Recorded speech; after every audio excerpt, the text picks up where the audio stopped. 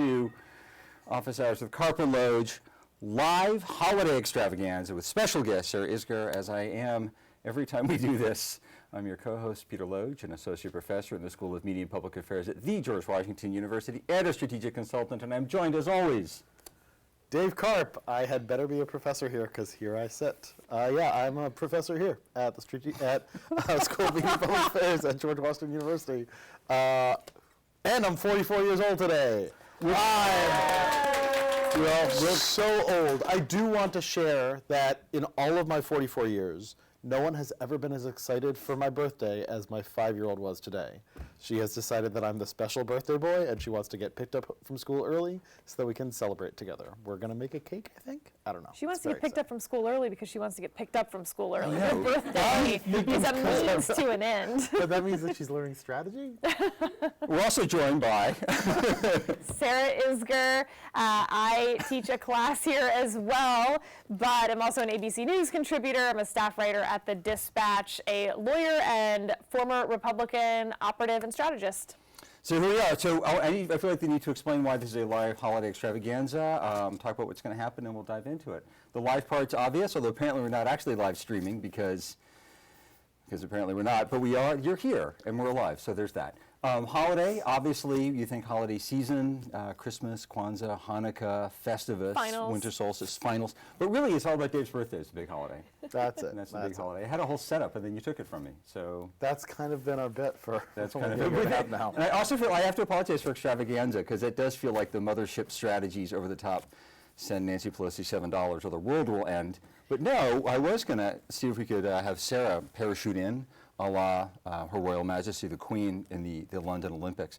Yeah. Only after doing that high-tech graphic did I realize that DC's closed airspace. So there'd be nowhere for you to parachute from. And without a sponsor, we can't afford the mechanics of removing an entire We can't afford story to be from the live, building. We can't so. afford to be live, apparently. We can't afford. It's a very low bar. So that's kind of what we got. We're going to rant. There'll be some hot takes. I will put footnotes at peterloge.com podcast and on Medium. And then there'll be cake at the end, and then there'll be singing. Those of you not watching at home can't have the cake because you can't see it, and we can't afford that upgrade on Zoom. But We were going to feed it to them through the live stream, but it's down, so. it's, yeah, I know. And it's Also, it's going to ruin 2 cameras. But only 2. We have more. All right. So this has been quite the few weeks. Dave, how you feeling? Well, I think we're going to talk about Elon Musk at the end, and most of my feelings involve Elon Musk. So like broadly speaking, or just now? Just Yeah. okay, fair enough. Yeah. Elon Musk has made himself the central character of Twitter, and Twitter is the one social media platform that I can watch while my kids watch cartoons, which is, how I parent. So mostly I'm just sort of watching as that descends into hellscape faster than I predicted. Students in the audience know you should never be more dystopian than Karp says things are going to be. Like, I'm supposed to set the floor for those things. So I got a lot of Musk thoughts, but I think we should probably rant on that in the second half. Georgia was fun from my perspective. That was cool.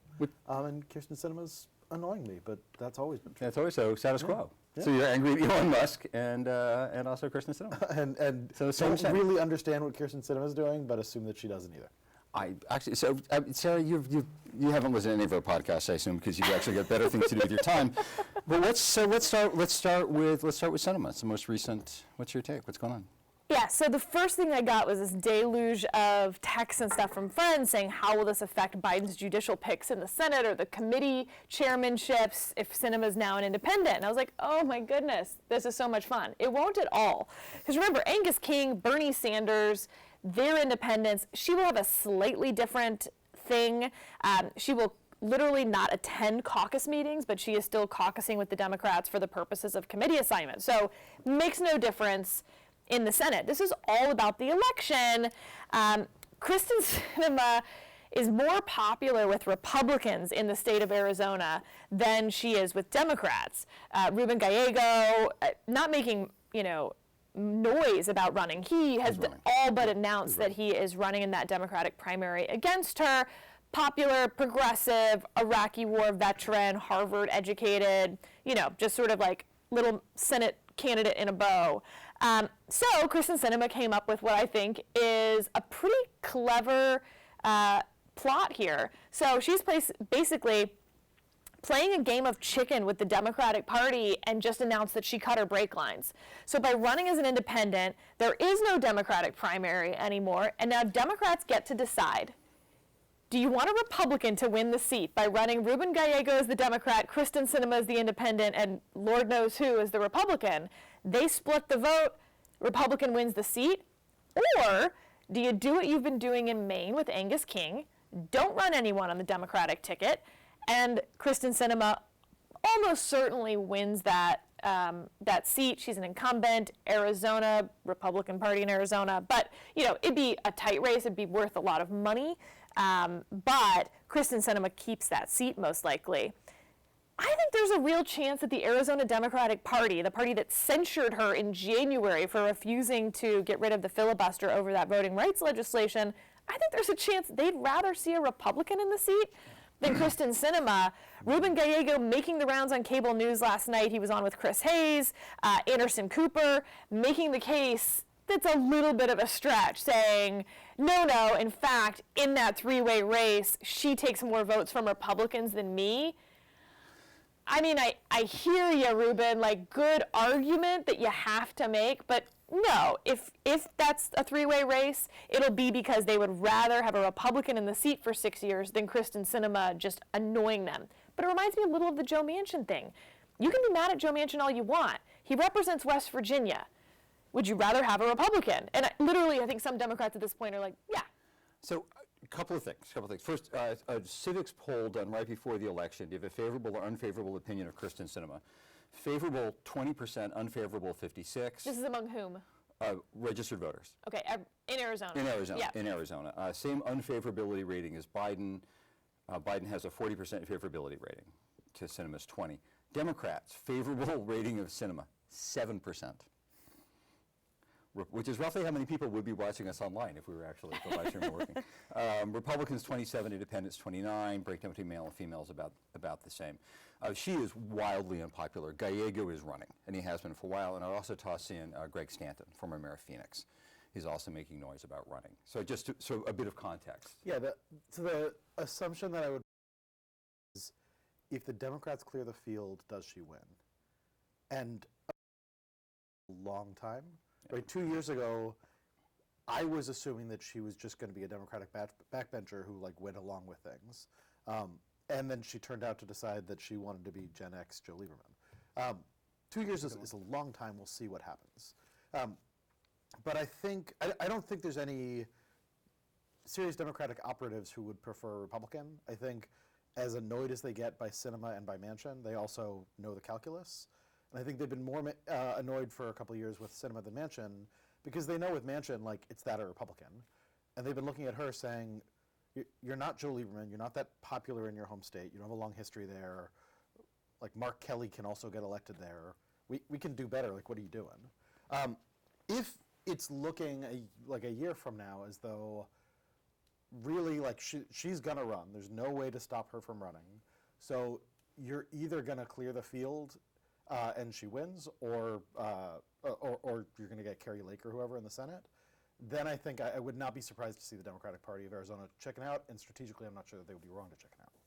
But what I think is going to make it more complicated is my guess is a year from now, what polling is going to show is your choices are run a three-way race where Lake clearly wins, but also Sinema's really embarrassed.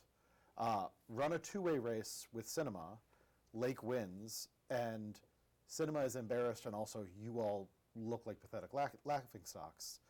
And that then leads them to decide, is there any pressure we can do to just get her out of the race if all the polling shows she's going to leave?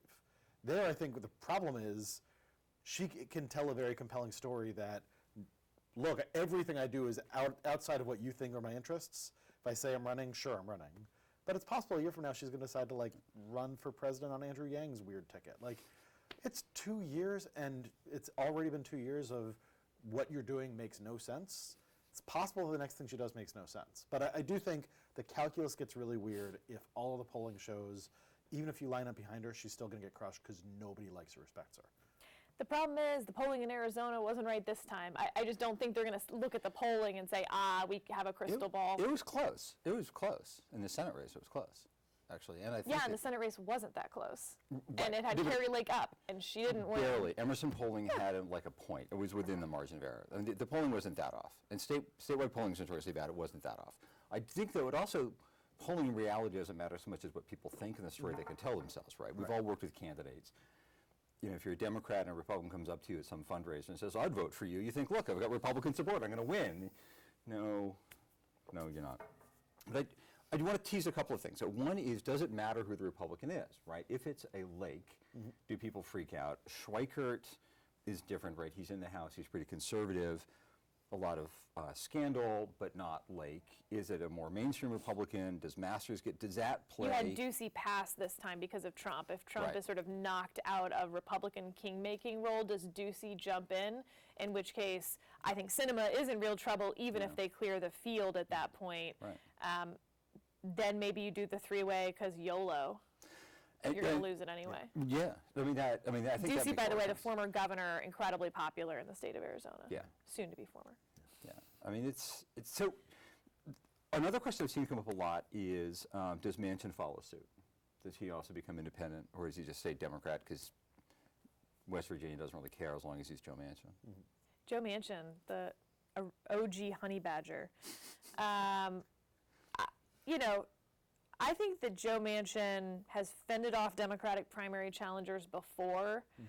I think the bigger concern for Joe Manchin is the general election. I think Democrats will do everything they can, despite what they say. They really like Joe Manchin, and I think they'll do everything they can to help support Joe Manchin until he is dead in the water. You know, Mitch McConnell was abandoning Ron Johnson in Wisconsin, and Ron Johnson came back to win. You know, the polling was showing that sort of a 7-point race. I'm thinking back, not actually this Ron Johnson time, but the last Ron Johnson time. He's sort of been left for dead both times. But last time, really left for dead. I actually don't see Chuck Schumer doing that with Joe Manchin until it is like really, really a done deal. In part because Democrats have such a bad map for 2024. You've got Montana, West Virginia, Ohio.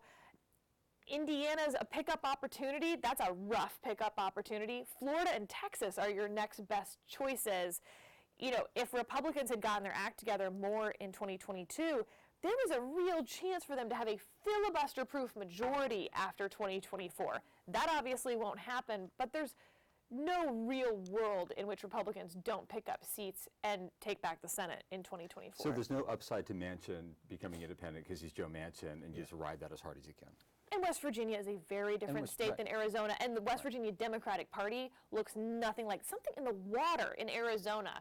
The Arizona Democratic Party, a little cuckoo. The Arizona Republican Party, super cuckoo. So I was vice chair of the Maricopa County Democratic Party for a couple of years. just putting that out there. Do you want to tell us stories? No, I feel like I don't want to share with these people now. That's between me and my bartender. What do you? I mean, is this making sense? I mean, you're. So I agree on the Manchin thing that it doesn't really matter if he decides that he's a Democrat caucusing with the Democrat, an independent caucusing with Democrats or a Democrat. I assume he's going to stay a Democrat because if he's been with the party this long, there's not really a force that would lead him to change. I don't think there's a real upside to him changing. Right. So I think Manchin's going to stay Manchin. Yeah, they're certainly on that map. He's a bird Democrat, man. That guy is going to die a Democrat. And they ask him every day, and he's like, please stop asking me. I'm not switching. I just think he's a dude of his word in that regard. And he's also, I think, people behave their incentives, right? People will do ridiculous things to keep their jobs. Sinema's desperately trying to keep her job. She's underwater, 7%. This is the only favorability chance running. for her to keep her job, Right, and she exactly. knows that. And she knows it, so she has to go independent. Manchin's going to keep or lose his job based on him being Joe Manchin. And it really doesn't And in matter the what the party general, is. it's not an intra-party fight for Joe Manchin. Right. As much as there are national, there's a bunch of Democrats sitting in San Francisco or Brooklyn who wish that there were some intra-party fight about Joe Manchin. There's not. The difference between Joe Manchin and Kristen Sinema in a Democratic caucus in the U.S. Senate could not be further apart. Well, it's also Manchin also votes with Biden most of the time. So does Sinema, for So what does that's Sinema, worth. right. More so, actually. Right. Yeah. I mean, there's all the. I think Sinema is personally pretty well liked as well. Okay. Really? I sense skepticism. Neil Gorsuch and Sonia Sotomayor are besties too. So there's lots of people personally like each other in this town. I mean, what I've found interesting about Sinema. You have friends. Do I though? Look, you're my friends. Fair point. Fair point. What I find interesting comparing the two of them is, like, Manchin is understood everywhere as the Democrat who can win in West Virginia, and also like the long time like West Virginia son, former governor. People kind of get who he is and how he's behaving as incentives. For the past 2 years, the problem with Sinema is everyone has looked at her and said, like, what is she doing? Yeah. And she doesn't really listen, at least from the reporting that I've read, like, she doesn't have a set of people in Arizona that she listens to. The grassroots that knocked on doors for her, like, she doesn't have town hall meetings with them or talk to them. You said like Ruben Gallego and Anderson Cooper last night. Sure, but like this, There's other headlines on Twitter. it was very preventable for her to face Gallego's primary. All she had to do was be a Democratic backbencher. I'm actually not sure that's true. I think Gallego would run against her regardless. He's waiting in the wings. He's ready for the spotlight. He's clearly views himself as an up-and-coming Democratic star. I think he's right about that, actually. These people get primaried regardless by congressmen, ambitious congressmen. I mean, I would be really surprised in a world where she was just one of the Democrats who wasn't constantly in the headlines for picking fights with other Democrats. On the 24 map, if he, as a star within the Democratic Party, is saying, you know what you need to do in 2024 is focus on my primary challenge to Kirsten Sinema, who votes the right way and isn't a problem, that says to me that you're thinking very unstrategically, because the entire party network is going to say, what are you doing? Whereas now, he's had 2 years of saying, she is a problem, I will be a solution for that. And eventually, even though you're looking at the map saying, you know, there's other things we would like to be worried about instead, you're looking at the map saying, okay, yeah, we also got to fix the cinema problem because this is ridiculous. All right, I want to move on from this because the clock is running and these nice people have papers to write for you two people. Do you want to make a dog walk comment? No, I don't want to make a dog walk comment. Can we Finally talked him out of the dog walk thing. Doesn't have a dog. You good? I'm good. Okay. So speaking of 2024, you were a Republican operative. What the hell's going on? So I've spent so much time. There have been over 30 polls just since Election Day in November looking at the Republican field, which tells you just how much the media is salivating over this story after, you know, the 2-year drought of the Joe Biden presidency. So now you're here to announce that you're running? Yeah. We're making news on this podcast? So fascinating thing about these polls is in the head-to-head matchup of Trump versus DeSantis does pretty well. Yeah. You know, there was the poll out today, the USA Suffolk poll, same thing, right? DeSantis leading Trump, but it's a head-to-head poll, and it's among registered voters. That's just not very realistic for what the primary season looks like. And the weaker Donald Trump gets, the more Republicans are going to get, and the larger that field is. And like you would expect, when you expand the field in some of these polls, Donald Trump wins all of them, basically. Now, I'm talking about national polls. Again, that's not very realistic either. There's been state polls. Those get weirder. They're also a little less reliable. But take away all the state polls. Just look at the national large field polls. Here's what's fascinating to me is that we have at least 2 polling companies that within the same poll asked the same field, but changed who they were asking from registered voters to likely voters and from all adults to registered voters. So basically each time narrowing a little bit. Ron DeSantis does better the more you're paying attention within Republican leaning voters, and especially well among likely Republican primary voters. That's the opposite of what we saw in 2014, 2015 at this point. That's the worst news for Donald Trump in there. The best news is the larger the field, Donald Trump has enormous name ID. There's a defensiveness among Republican primary voters toward him. But the last month has been bad, like bad. And the thing that he's had going for him in 2015, he had 100% name ID, but nobody really knew his deal. And so he was just the change candidate. They were able to sort of pour in their hopes and dreams into what Donald Trump's presidency would be. And more importantly than that, he could get endless attention by just saying slightly increasingly more outrageous stuff. And he was running against Hillary Clinton. And whoever was going to get the nomination was running against Hillary Clinton. Here, now they know what it is. 2, and they've seen him lose 3, of these election cycles in a row, 18, 20, and 22, whether he was on the ballot or not. 2, he's having to do a lot more to get attention. Dinner with Kanye West and a white supremacist is not, John McCain isn't quite the war hero we thought he was. And Hillary Clinton ain't on the ballot. So those are 3 things that really hurt Donald Trump. That being said, I think this is a tough thing. I think if the narrative coalesces around it being Trump versus DeSantis, DeSantis pulls that out. But if it's Trump versus the field, it looks a whole lot like 2015 to me. And I mean, the number of Republicans I can name who are going to throw their hat in the ring, and like you run out of fingers. Asa Hutchinson of Arkansas in the race. Oh, yeah. So, I mean, Here's you're my a dumb question. I assume that Trump is on the 7th of 9 lives, and that the current waning of popularity is probably going to come back. This is mostly just because of the number of times that it has seemed like, yeah, this is curtains for him before. Yeah, the difference between January 6th and January 16th was pretty stark there.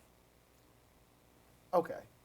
The other thing I want to No, I'm agreeing with you. Like on January 6th, his popularity is waning. By January 16th, it's I like, see what you mean. Yeah. and we're good again. Yeah. Yeah. The other thing that I wonder about, and this is having not spent as much time as I am going to be forced to spend watching DeSantis perform on a stage. Back in 2015, my bet for who the nominee was going to be was Scott Walker. You and everyone else. Right, like Walker Scott Walker- was leading in the polls at this point in 2014. I didn't even think he was leading the poll. So like, the thing that stood out to me about Walker is on paper, like governor of a swing state whose most public action is taking down unions and pissing off the libs. And I was like, this is gonna be the guy. And then there was the first debate, and I watched him, and I was like, oh, he's a goober. Like, he's a total goober. And There's also a front-runner problem. What actually brought down Scott Walker is that because he was the front-runner, he had to act like a front-runner, spend like a front-runner, and have the staff of a front-runner, and his burn rate was way out of whack with his incoming, because it was early 2015. There's just not that much fundraising to be done at that point. The party was transitioning from large dollar donors to small dollar donors. It was a whole mess. Scott Walker ran out of money. It was the Pawlenty problem from 2012. Well, and it's also the press narrative in a primary, like, we love you until we hate you. Yeah. Right? The first mouse doesn't get the cheese. Like, you do not want to be the But you also had, front runner early. Jeb Bush was the heavily funded insider. You had other people as the like luminaries of the party, like Marco Rubio. And then you also had Trump, who, at least in terms of polls at that point, was high, but everybody thought was going to fall. But like, I think a thing that I sometimes underestimated about Trump was he does have charisma, and Scott Walker didn't. And my impression of DeSantis is, I don't know when they get to debate stages and other public performances where Trump is in his reality show element. I wonder if DeSantis is going to have a real charisma problem. So a few differences, though. Scott Walker was like 3 points ahead, and we all considered him the front runner. DeSantis is 54 points ahead in some of these polls against number 2, which is Mike Pence. I mean, it's incredible. 2, DeSantis has become the vehicle, right? It's everyone's hopes and dreams for beating Trump. They don't really care. That's different than when you're shopping for candidates like Republicans were, or Democrats for that matter. So you end up with it looking less like 2016 Republican primary and more like the 2008 Democratic primary, where Barack Obama, who I will, obviously is charismatic, although not a retail politician. He's good on a stage and bad in a kitchen in New Hampshire. Nevertheless, though, it turned into Hillary Clinton, the establishment, versus the challenger. If that's the narrative, it's not going to matter so much that Ron DeSantis, also not a retail politician, Ron DeSantis has all the record he needs with Republicans at this point. And then the problem for him is you've got 17 other Republicans who are going to be shooting at Ron DeSantis. That is more like 2015. Do you then, is a Republican calculus at some point, though, almost what we were talking about with Arizona and Sinema, right? One of the challenges for Republicans when Trump was nominated was everybody said we should really coalesce behind one guy. That's obviously me. Yep. Right? Yep. At some point, do the Republicans say we just can't have a repeat of this? Okay, everybody line up behind Pence, Cruz. DeSantis. Ted But Cruz. who is the Republicans? There's no one in charge. Right. It's different than the But did Sinema it race in- because there you have the Democratic Senatorial Campaign Committee that will decide where their juggernaut of money is going behind. They've generally supported incumbents even when they're independents. Do you cut deals? I mean, is anybody... What deal? Is anybody willing to go to a back room? The parties are too weak. They have nothing to offer anymore. Not This the is the par- not the problem par- I'm with saying- campaign finance reform. I'm saying not the parties cutting deals. I'm saying individual candidates cutting deals, right? I know it's a huge ego thing. I understand, again, back to the incentives question, everybody should line up behind me. But at some point, does Pence say, you know what, look, I'm clearly not going to get the nomination. I will throw my weight behind you, candidate X, if you promise me Y? I don't think so either. I don't think that requires things that you could promise that they really want, right? Like, this isn't like You can't make Pete the Buttigieg promise being able to either. say, It like, I'm comes going to out, it endorse you leaks, and and I you get to be were a Secretary of willing Transportation. Because none of them want to be Secretary of Transportation. Or, Mike Pence certainly does not want to be Secretary of Transportation. so does that mean it's Trump-Biden again in 24? As I said, I mean, I think if the think media sounds narrative bad. coalesces around it being a Trump versus DeSantis race, that's very good for Ron DeSantis. And that's why Yeah. so many of these pollsters are doing head-to-head polls. Because the question that we don't know the answer to yet is this 2016 Republicans or 2008 Democrats? Remember, tons of people ran in the 2008 Democratic primary. We just don't ever talk about them. John Dennis Edwards. Kucinich, John Edwards. There were some others in there. Eh. It was a long time ago. It was a long time ago. And so those head-to-head polls aren't just so that pollsters can save money, though they are, but the head-to-head polls are because maybe it looks more like a head-to-head. So then, okay, let's think strategically. Okay, there's a bit I want to put out, though, which is, I think the clock really matters here, right? Like, this is December 2022. They're not going to start actually getting to vote for, what, 13, 14 months? Yeah, although it was over by November before polls ever opened, November of 2015 on the Republican side, and I was in there. at least didn't. I was running one of the races. Okay, I at least, as a close observer at the time, was not convinced until probably February, March. By March, it was like everyone was out. It was just Cruz, what's his name from Ohio, Kasich, and Trump. No, I mean, it was baked in November, but there was, the chance of an aneurysm. So, There's always the chance of always an a- aneurysm. That'll be the takeaway. That'll be the takeaway. Extra points, extra credit question for those of you who are students. Is there always a chance of an aneurysm? And I think 2 extra points on your final exam. but it's a full year of media cycle. I don't think we're going to get a full year of media cycles about Trump DeSantis because there's no opportunity for a climactic battle between those two people. Why not? Why not? Because there's no voting. No, debates. So what? It You was get all debates, the debates in but then 2015. if it's just, And I mean, these cattle call events, you had the Iowa family table, blah, blah, blah. Well, that becomes then, We I were at think, cattle calls starting in January of 2015. so this is, again, the comms piece, because this is a strategic communications podcast, half an hour in. But if you're a comms person, you want the story to be about something, right? And you want the story to be about, this is clearly the honorable Republican Party of Ron DeSantis speaking up for American values and truth, but without all the indictments, which means the media narrative matters, the stories that pundits and analysts explain matters, the story that we tell about the 2022 midterms matters, because that then shapes 2024, and the cattle calls matter. This cattle call matters because of this, and it clearly shows that Trump is again waning, and the real Republican Party it's the DeSantis-Youngkin battle, and who wins that will then face Biden, right? So part of it is, from a comms perspective, shaping the narrative for commentators and at events and what events matter, and you want to shape the event in a way that favors whatever story your candidate tells. DeSantis, I'm like Trump without all the indictments. I'm an old school Republican who actually believes in things like whatever old school Republicans believe in. If you're going to be the, Hogan, Cheney candidate, I mean, is that part of it? So you want to, as a strategist, you want to find the events shape the narrative of the events and convince commentators like you to say, aha, this is what matters. Yeah, it's a very different incentive when you're at the back of the pack Yeah. than if you're Ron DeSantis or Donald Trump. Glenn Youngkin, I think, is in the most interesting seat of all of them. Maybe Mike Pence. Like, Youngkin and Pence are the two, from a comms perspective, that I find most fascinating, because Glenn Youngkin's pitch is, I'm not Ron DeSantis. Right. I've got a lot of Ron DeSantis-esque things going for me, but I can win in Virginia. The major donors like me. I'm a more serious person than Ron DeSantis. I'm not sending people to Martha's Vineyard who weren't in my state to begin with. Ron DeSantis is going to blow himself up, and I'm the adult in the room. I think that's a tough sell. I don't know. What do you? I'm open to hearing the pitch though, because I think it's because at some point the story becomes, okay, what's next after Ron DeSantis? The press can't keep saying Ron DeSantis is the guy for 2 years. But that's the problem. You say the press.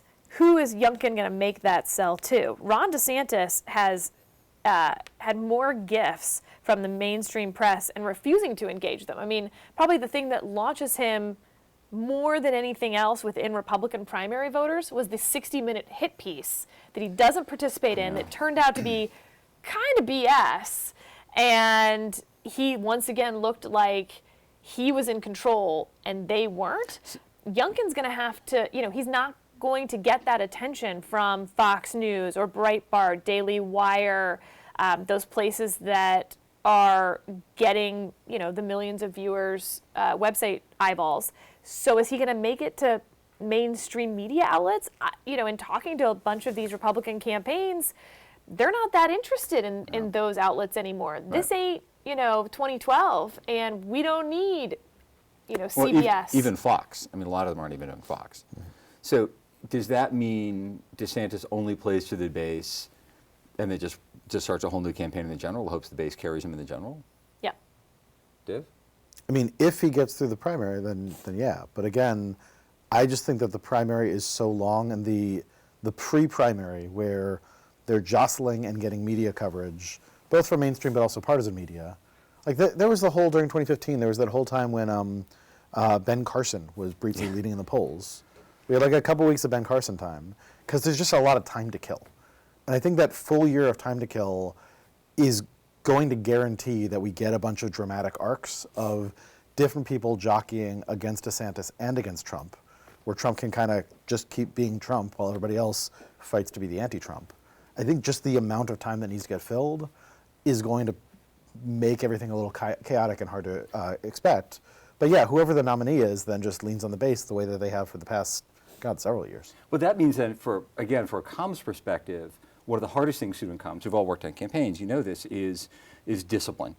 Paying attention to what actually matters to actually run a disciplined campaign. And all these arcs and stuff are just noise in the DC chatter sphere, things like this, when what really matters is just feeding the base, feeding the base, feeding the base. And so if DeSantis can ignore all the atmospherics and just focus on the primary voters in the calendar he needs, he could ignore all the kind of, but I mean, what sticks out to me here is one of the many problems with American elections is how fucking long they are.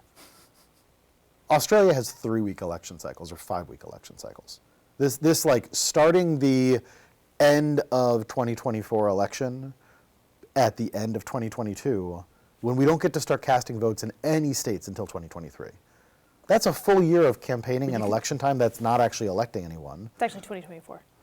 What's that? You start voting in 2024. Oh, you're right. Yes, thank you. Yeah, so we start voting at the beginning of 2024. We end at the end of 2024. Yes. I'm 44 years old. I'm getting like sundown moments. It only gets worse. As I can see. I set you up for that. Happy birthday for that. I do appreciate it. That's all you get. That's what they come for. That full year of campaigning that does nothing either to educate voters, hold elites accountable, like that does nothing for democracy except like provide drama that's really good for media views, and the media needs it right now. It employs consultants, and these are our friends. They have mortgages to pay. I don't have friends anymore. Need I'm jobs. Consultants. Let me, it's good for let me SMPA. head off on a Exactly. little. And donors, so like you then donate to SMPA. This isn't eat. Don't bite the hand that feeds you, Dave. Let me head off on a little lurk here about the RNC chairmanship race. Because that will be I got to tell you, that was on. not in my show Yeah, notes. well, This is not. wait for I'm it. going off book. the head of the RNC will be decided at the end of January at the RNC winter meeting. There's only 168 voters. It's 3 people per state. There's 6 territories. Those are included. Does DC get a vote? Yeah. Oh, wow. Yep. The Republicans will the- give DC a vote. The Northern All 3 Mariana Republicans Islands in DC have get to vote? 3, yeah, all 3 of them. I'm just saying, so DC gets a vote at the RNC. They get 3 votes. They get 3 votes at the RNC, but Yeah. none in Congress Yeah. because of Republicans. Yeah. All right, well, keep going. I would say maybe because of the founders, but whatever. Republicans keep voting against it. Yeah, I'm just saying it was set up in the system The that DC Republicans- would never have a vote. That was like But- the whole point of donating that land. But we're getting off. Republicans can still vote for it, and then you can Yeah, litigate yeah. it later. Again, you're a I'm not lawyer. I'm trying disagreeing to with give you you. work. God knows we don't pay you as an adjunct. Enjoy the mug. It all goes to Duke's grocery office hours. So they're going to vote on this, on the RNC chairmanship, and you would think that actually, you know, it was a somewhat complicated, a mixed bag. 2018, 2020, and 2022, Republicans win some, they lose some, but overall, you wouldn't say Republicans have been crushing it. And yet, Ronna McDaniel, the RNC chair, is going to glide to victory in 6 weeks to get another term as RNC chair. And what I find really fascinating is if you read some of the communication between these 168, you know, there's like an email list basically. Like a Google chat? Yeah, Is this, yeah. Well, they're old people mostly, so that's less. So it's Google AOL. chat. There's Yeah. like a chat room in AOL. AIM, my AIM messenger days, glorious junior high. What they're saying, and they're right data-wise, is Republicans actually did our job in 2022. We turned out Republican voters. They went to the polls and they split their ticket when they got there and either didn't vote for the Republican candidates for Senate or they voted for the Democrat. That's not our fault. That's candidate quality. And so what I kind of find fascinating about that is, A, they seem to be blaming someone else other than the RNC chair for these losses internally, which again I think is pretty important. But 2, you actually start to see the lessons Republicans are taking away, which is their turnout is fine.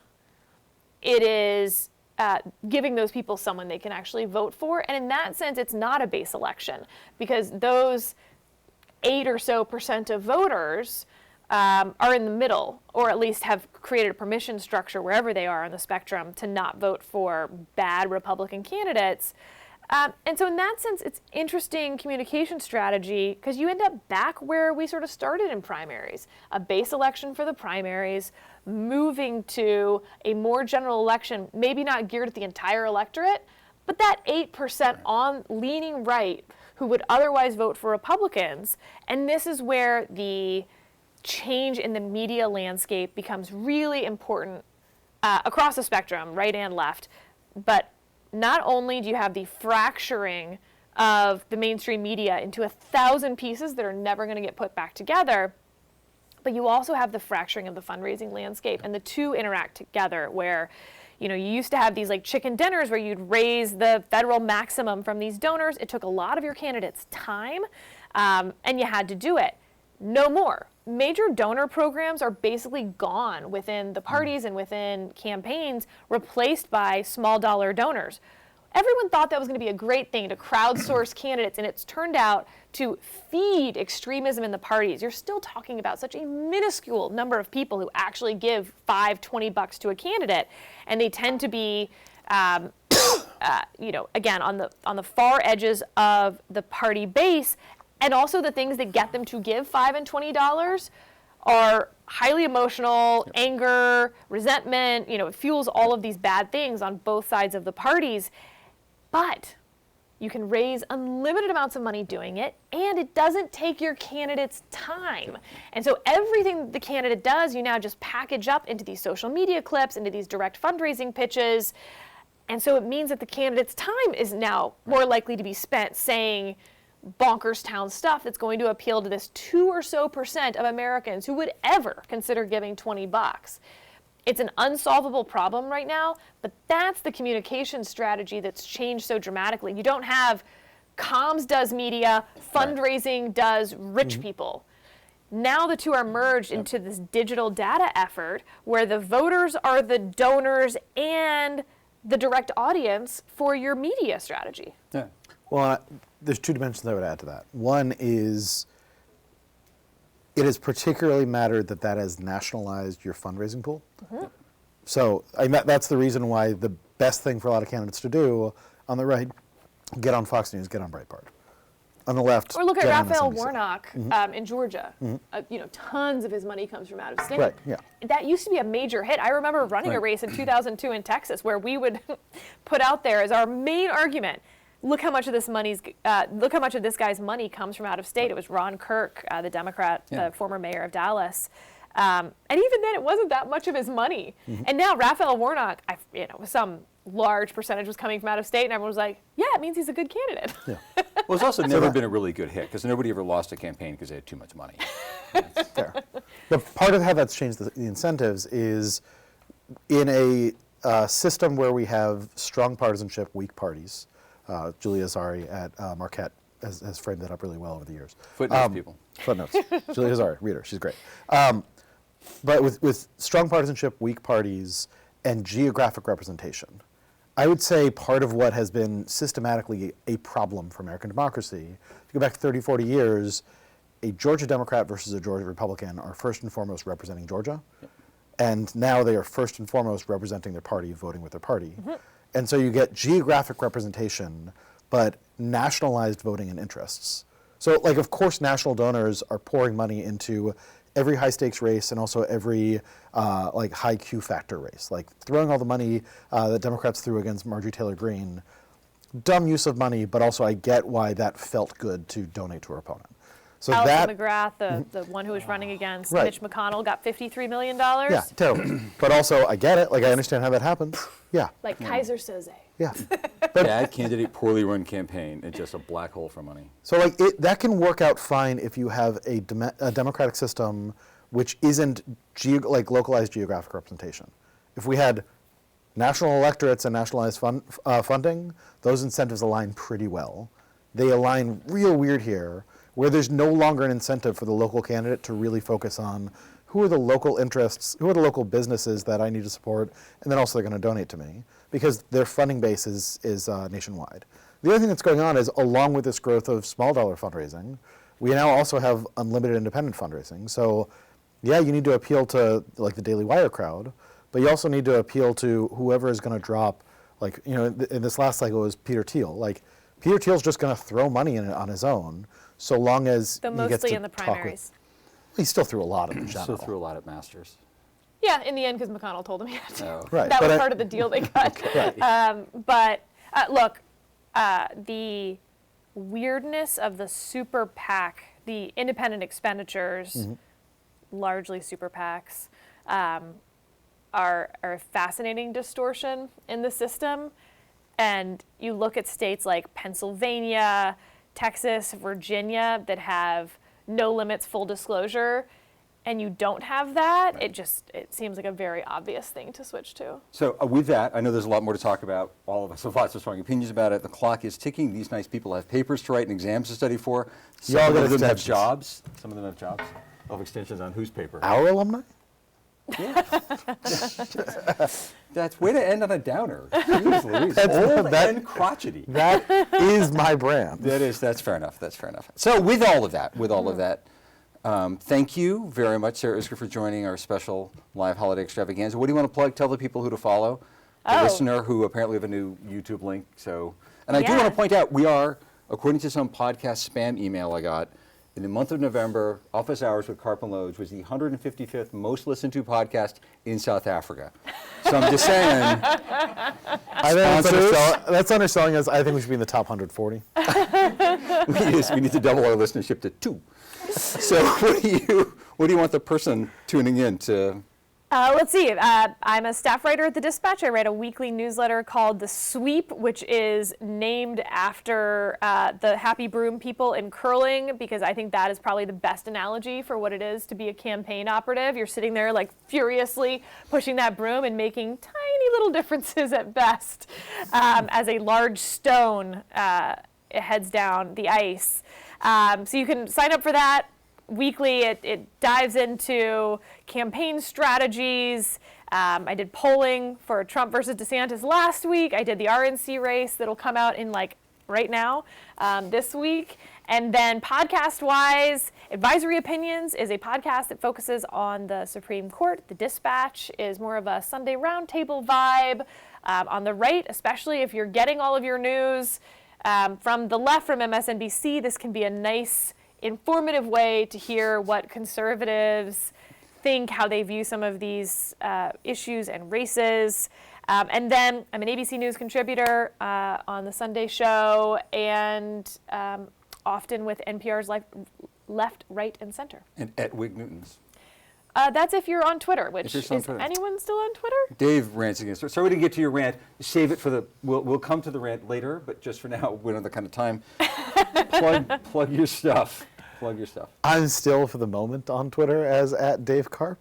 Though, man, it's a bummer. DaveKarp.substack.com is, it's not exactly a weekly newsletter, but I try to write about a thing a week on Substack. So that's where the longer stuff goes. You're on Mastodon? I'm on Mastodon, and I'm on Post, though I still don't understand what Post is. And if there's another medium, we'll come to you. I'm at PLOGE on Twitter, peterloge.com/podcast for the footnotes. And before we take off and thank everybody, we do thank our producer, Alana Nevitz, who's now put up with a year of me and Dave. My condolences. I hope the fees cover your therapy bills. Thank you, SMTA, for hosting this, especially to Diego, Tommy, Sarah, and Marie for making this happen. Thank all of you for showing up when you could be, frankly, should be doing something else, if we're being honest. To all of our listeners, rate us, follow us, like us, spread the good word. And before we go get cake, there really is cake. We do have to sing for Dave's Don't birthday. actually sing. I No, we love do. this plan. So you need to understand that we don't have cake just because Who's singing Dave the is tenor part? just because Dave is a friend and colleague. That's one reason we have cake. We also have cake because Dave whined endlessly. Am I going to have to be the cake? I'm going to have to be the guy that gets the cake. Is there going to be cake? Oh my God. And initially he wanted yellow cake. Look, he's turning 44. There's not a whole lot more to look forward to. Hey, now hang on. It's all downhill from here. I was thinking No, about true. that this morning. Actually, that's very true. But I do want to point out that maybe Pretty on a political soon we podcast, send him to the glue factory. Like, Is that the field trip form that I signed? Oh, no. I'm just going to sit here and gum my Jello. But we're going to sing mostly because he doesn't want us to. So He told me he'd fail us if we sang. I will. Loge will override that grant. I will. I'm the associate director. I must Yep. have something I can do about that.